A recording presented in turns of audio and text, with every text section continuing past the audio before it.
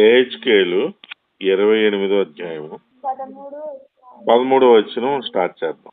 మీరు రక్షణ మార్గంలో ఉండండి, లేదంటే అలా చేయండి, మీరు పాటలు పాడండి, మీరు కష్టాలు వస్తే ఇలా చేయండి, ఉపమానాలు ఇలాగా, యేసుక్రీస్తు దేవుని కార్యాలు ఎలాగా, లేదనుకుంటే అపోస్తలు చేసిన కార్యం ఎలాగా, కుంటోని బాగుపరచడం, అలాగా 38 సంవత్సరాల నుంచి కుంటోడి కింద ఉండడం, ఇవన్నీ ఒక ఎత్తు.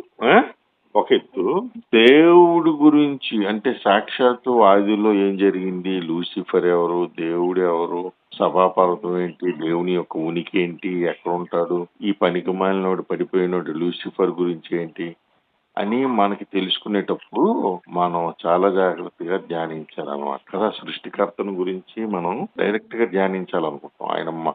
ఆయన మనసును ధ్యానించాలి, ఆయన హృదయాన్ని తెలుసుకోవాలి, ఆయన ఏ విషయాలను ఆనందిస్తాడు, ఆయన ఆయన ఇంతకుముందు మన పితరులకి చేసిన విషయాలు ఏంటి, కోపం వస్తే ఎలా ఉంటాడు, ఆనందిస్తే ఎలా ఉంటాడు, మనల్ని బట్టి ఏం చేశాడు, అసలు సృష్టి చేయడం ఏంటి, సాయితాన్ని, ఇవన్నీ బేసిక్స్ అన్ని స్టార్టింగ్ నుంచి క్లియర్ అవుతా రావాలి. అప్పుడు కష్టమైన విషయాలే. ఈ రోజు మనం ఎవరి గురించి చదువుతాం, ఒక వ్యక్తి గురించి మనం చదువుతాం. ఏహెచ్కేల్ 28:13 గురించి చదవండి. దేవుని తోటయగు ఏదేనులో నువ్వు ఉంటివి. ఏహెచ్కేలు పుస్తకాలన్నిటిలోని పెద్ద ప్రవక్తల పుస్తకాల లిస్ట్ లో ఏహెచ్కేలు ఒకడు. అంటే మిగతా వాళ్ళు ప్రవక్తలు కాదు, దేవుని యొక్క ప్రవక్తలే. మిగతా 12 మంది ప్రవక్తలు ఉన్నారు. హోషే, ఓబద్య, మలాకి, మీకా, ఇవన్నీ 12 పుస్తకాలు, 12 ప్రవక్తలే. గాని ఇర్మియా, యెషయా, ఏహెచ్కేలు, దానియేలు పుస్తకాలు చాలా పెద్ద అంటే అందులో ఉన్నటువంటి జ్ఞానము, మర్మములు చాలా ఎక్కువ అనమాట. అందు గురించి పెద్ద ప్రవక్తలని మనం విడదీశాం. దానియేలు గ్రంథం అయితే గనక దానియేలు గురించి, దానియేలు కొన్ని విషయాలు అర్థం అవ్వకపోతే తెలపడానికి డైరెక్ట్ గా దేవుని సముఖం నుండి గాబ్రియేల్ అని దూత వచ్చని చెప్పడానికి దానియేలు. అంటే బైబిల్ విషయాలు ధ్యానించేటప్పుడు మన పక్కనే ఉన్న హోలీ స్పిరిట్ మనకు చెప్తాడు. అదొక పద్ధతి. భక్తులు రాసినటువంటి కామెంటరీలు చదివి, పుస్తకాలు చదివి కొన్ని విషయాలు ధ్యానించడం ఒక పద్ధతి. నిజంగా ఒక మెచ్యూరిటీ లెవెల్ వచ్చి పరిశుద్ధాత్మ యొక్క గైడెన్స్ రావడం ఇంకొక పద్ధతి. మూడో పద్ధతి, ఇంక హోలీ స్పిరిట్ లేదు, ఎవరు లేదు, డైరెక్ట్ గా దూత తీసుకొచ్చేస్తాడు నీకు ఫలానా వివరణ. అంటే అప్పుడులో పాత నిబంధనలో హోలీ స్పిరిట్ వచ్చి వెళ్ళిపోయేవాడు అన్నట్టు, అవసరం పడితే. లేడు భూమి మీద. అర్థమైందా? యేసుక్రీస్తు యాక్టివ్ లో ఉన్నాడు గాని బిహైండ్ ద స్క్రీన్, అంటే ఛాయారూపంలో ఉన్నాడు. యేసుక్రీస్తు ప్రతి కార్యంలోని భూమి మీద ఉన్నాడు. యేసుక్రీస్తు శరీరధారి అయి వచ్చినంత వరకు తండ్రి డైరెక్ట్ అయ్యి తండ్రి చెప్పిన మాటలు నెరవేర్తిస్తూ యేసుక్రీస్తు పనిచేస్తూ వచ్చాడు. కానీ హోలీ స్పిరిట్ లేదు భూమి మీద. ఇప్పుడు ఎవరున్నారు? తండ్రి లేడు, యేసుక్రీస్తు లేడు. ఎవరున్నారు మన మధ్యలో?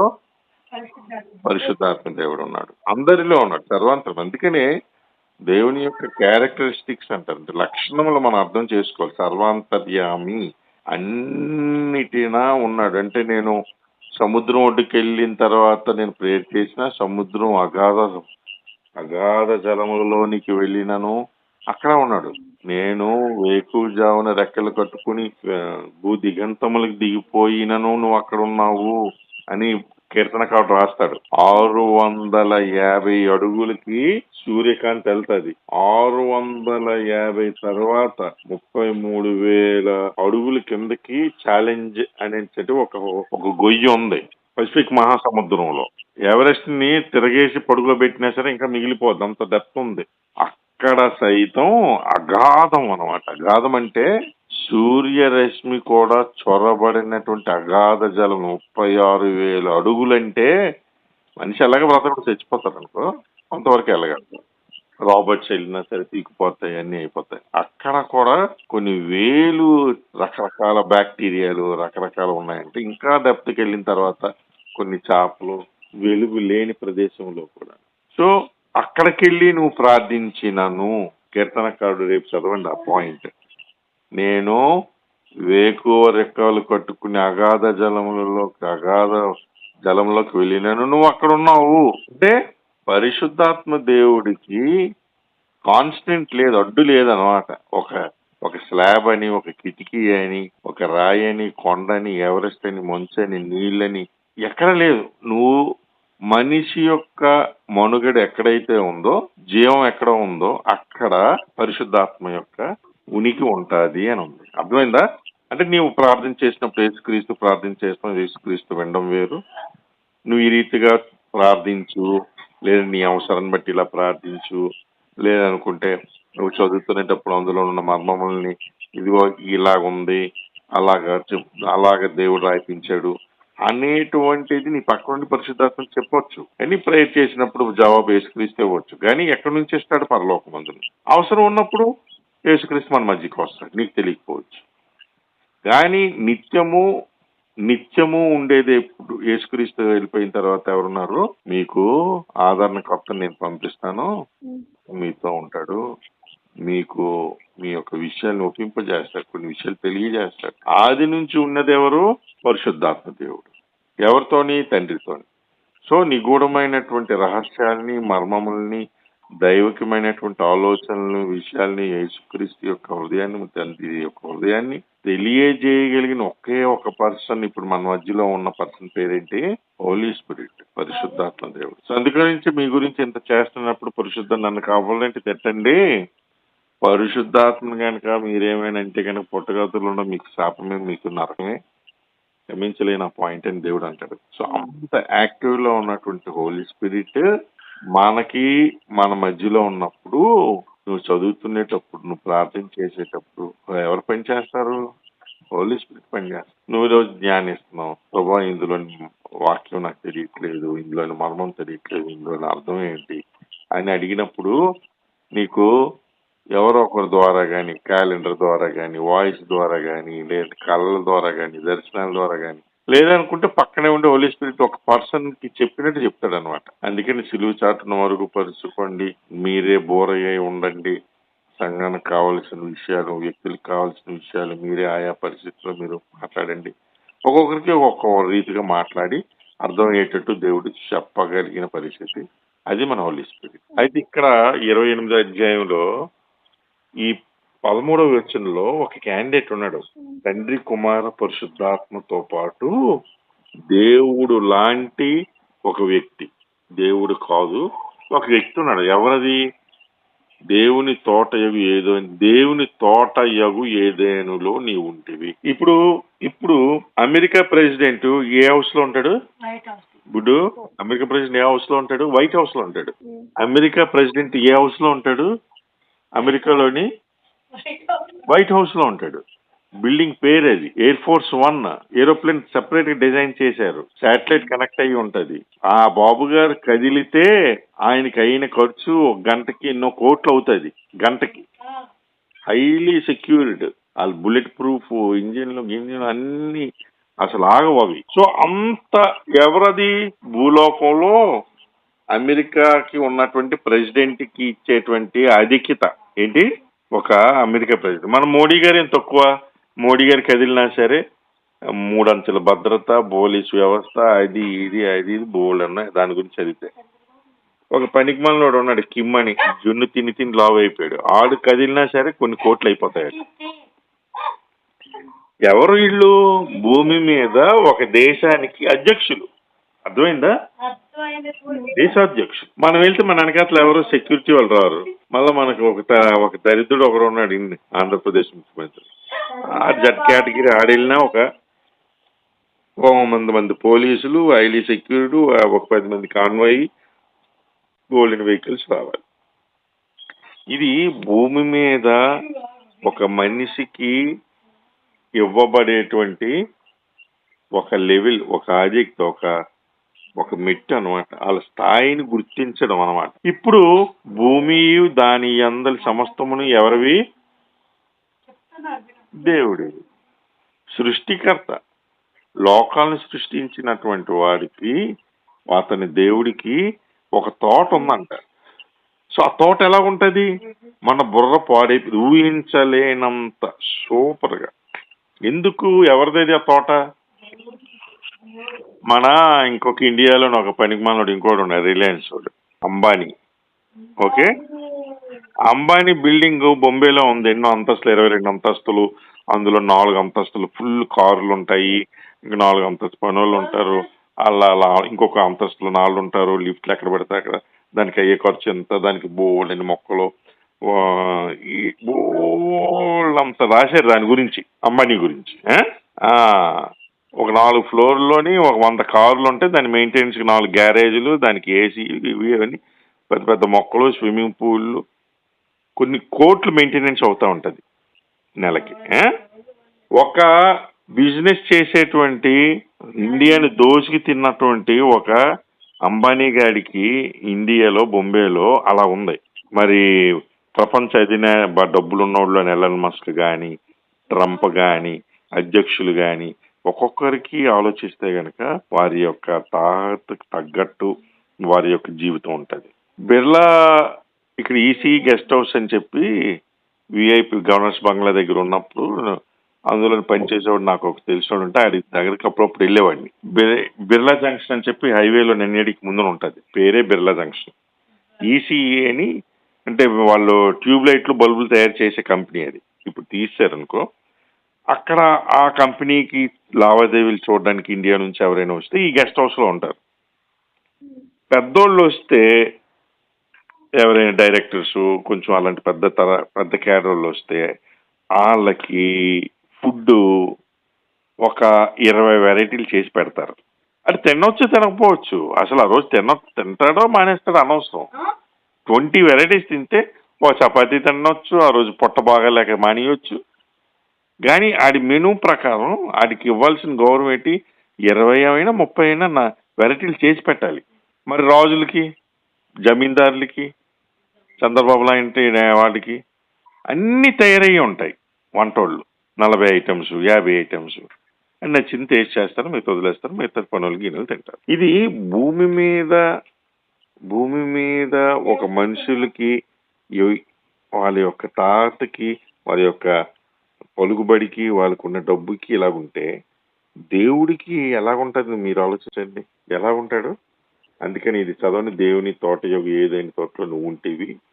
మనం దేవుని తోటలో ఉండడానికి అంటే ఇప్పుడు మనకి జాన్యువరి నుంచి ట్రంప్ అనేటువంటి అధ్యక్షుడు మళ్ళీ అమెరికాకి వస్తాడు, లేదంటే మనకి చంద్రబాబు ఉన్నాడు, లేదంటే జగన్ ఉన్నాడు. జగన్ ఇంటిలో నువ్వు ఉంటివి అంటే నీ యొక్క స్థాయి ఏటమా, నయోమి చంద్రబాబు ఇంట్లో నువ్వు ఉన్నావు అంటే ఎలా ఉంటుంది. నయోమి అలా చిన్న పని చేసి పెట్టమ్మా, మీ గురువు గారిని అడుగు, మీ మాస్టర్ని అడుగు, నీకు ఫుల్ రైట్స్ కదా వాళ్ళ ఇంట్లో ఉన్నావంటే. అవునా లేదా? అది ఇప్పుడు దేవుని తోట అయినా ఏదైనా తోటలో. సో ఏదైనా తోట ఎలా ఉండదు తర్వాత చూద్దాం, ఆది కాలంలో మనం చూసాం కాబట్టి కొంతవరకు. ప్రకటనలో కూడా కొన్ని విషయాలు ఉంటాయి. అక్కడ ఏడుపును పరుడు కొడుకులు ఏవి ఉండదు, సింహాలు పిల్లలతో పసిపిల్లలతో ఆడుకుంటారు, అవి పాములు నాగపాములు ఏమి చేయవు, క్రూరత్వం విషము ఏమి ఉండదు. అంటే అన్ని కూడా పరిస్థితులు అన్ని బాగుంటాయి. ఆ ఫ్రూట్స్ వేరు, ఆ ఫుడ్ వేరు, ఆ నడక వేరు, ఆ ఆలోచనలు వేరు, అక్కడ ఉంటే వేరు, సమస్తమును వేరు. అయితే అక్కడ నీ ఉన్నావు ఒక వ్యక్తిని, మాణిక్యము, గోమేధికము, సూర్యకాంతమణి, రక్తవర్ణపు రాయి, సులిమాని రాయి, మరకతము, నీలము, పద్మరాగము, మాణిక్యము అను అమూల్య రత్నములతోనూ బంగారంతోనూ నీవు అలంకరింపబడి ఉన్నావు అవును. ఈ చదివేసి మనం ఆపేద్దాం, ఈ పెద్ద సబ్జెక్ట్ మా వాళ్ళు నిద్రపోయేటట్టున్నారు. సో ఇప్పుడు ఒక పద్మభూషణ్, పద్మవిభూషణ్ ఈ బిరుదులు మన ఇండియాలో బాగా విశిష్ట సేవలు చేసినందుకు, లేదంటే ప్రపంచంలో నోబెల్ బహుమతులు ఉన్నాయి శాంతి గురించి, లేదంటే సైన్స్లను బాగా కనుక్కోవడానికి, అవన్నీ కూడా ఏమిస్తారు, ఒక మెడల్ ఇస్తారు, ఒక సర్టిఫికేట్ ఇస్తారు, నువ్వు పెట్టుకోరా బాబు అని. అవునా? లేదంటే మన చొక్కాకి మన ప్రెసిడెంట్ గారు గుచ్చుతారు ఒక మెడల్ని, చూశారో లేదో. ఈ బాబు గారికి ఎందుకు గుచ్చారు దేవుడు? మాణిక్యం గుచ్చారు, గోమేధికం గుచ్చారు, సూర్యకాంతమణి గుచ్చారు, రక్తవర్ణపు రాయి గుచ్చారు, సులిమాని రాయి గుచ్చారు, మరకతం గుచ్చారు, నీలం గుచ్చారు, పద్మరాగం గుచ్చారు, మాణిక్యం గుచ్చారు. 9 రకాల సంపూర్ణ ఫుల్నెస్ ఇంకా దీని తర్వాత రాళ్ళు లేవు. అమ్మో గంట సేపు సాగదీయాలి ఆ రాళ్ళు. వెలగలిగిన కాస్ట్లీ, అంత మామూలు కాదు, అంత అమూల్యమైన రత్నములతోనూ బంగారమే, ఇంకా మేలిమైన బంగారం, కల్తీలు ఉండవు. ఆ బంగారంతోనూ నిన్ను అలంకరించాను రా బాబు. నువ్వు జ్ఞానములోని, సరే నువ్వు జ్ఞానవంతుడు. ఎంతమంది దూతల్లో, 1000 కోట్లు దూతల్లో నువ్వు ఒక్కడివే నిలిచావు. దాన్ని నువ్వురా స్టేజ్ మీదకి, నీకేమిస్తాను, మాణిక్యము అనేటువంటి అమూల్యమైన రత్నంతో నిన్ను సత్కరించుతాను. నువ్వు అందం, ఎవరు ఇంకా అందంలోని మరి ఇంకా ఎవరు నిలవలేకపోయారు. దాని గుర్తుగా నేనేమిస్తున్నాను నీకు, గోమేధికం ఇస్తున్నాను. తెలివితేటలు అమోఘం, అవన్నీ కూడా నీకు అనుగురించి సూర్యకాంతం అని దానికి గుర్తుగా ఇస్తున్నాను. సో 9 రకాల అద్భుతమైనటువంటి టాలెంట్స్తో, అద్భుతమైనటువంటి ఒక మనం వర్ణించలేనటువంటి అమూల్యమైనటువంటి విషయాలతో అలంకరింపబడినటువంటి, బంగారంతో అలంకరింపబడినటువంటి నువ్వు ఎక్కడున్నావు? దేవుని తోటది, నా తోటది, దేవుని తోట. నేనుండే ప్లేస్లో నువ్వు ఉన్నావు. అంటే నేనుండే ప్లేస్లోని నువ్వు ఉండాలి అనుకుంటే ఈ 9 ఉండాలన్నమాట.